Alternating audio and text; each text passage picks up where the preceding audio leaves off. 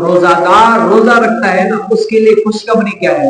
نبی کریم صلی اللہ علیہ وسلم نے کیا فرمایا؟ جو روزہ دار روزہ رکھتا ہے اس کے لیے خوشخبری کیا ہے؟ سنیں، حضرت سہل بن سعد سعدی رضی اللہ تعالیٰ عنہ سے روایت ہے کہ نبی کریم صلی اللہ علیہ وسلم نے فرمایا کہ جنت میں ایک دروازہ ہے. کیا ہے؟ جنت میں ایک دروازہ ہے جس کا نام ریان ہے. قیامت کے دن اس دروازے صرف اور صرف کیا ہے؟ روزہ دار ہی داخل ہوں گے.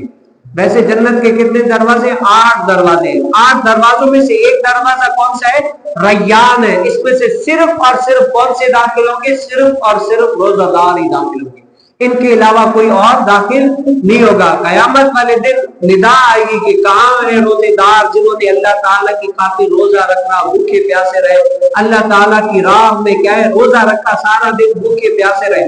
تو قیامت والے دن روزہ دار کھڑے ہوں گے اور اس ریان دروازے سے داخل ہو جائیں گے. جب وہ داخل ہو جائیں گے نا وہ بند ہو جائے گا. اس کے بعد کوئی اور اس سے داخل نہیں ہوگا.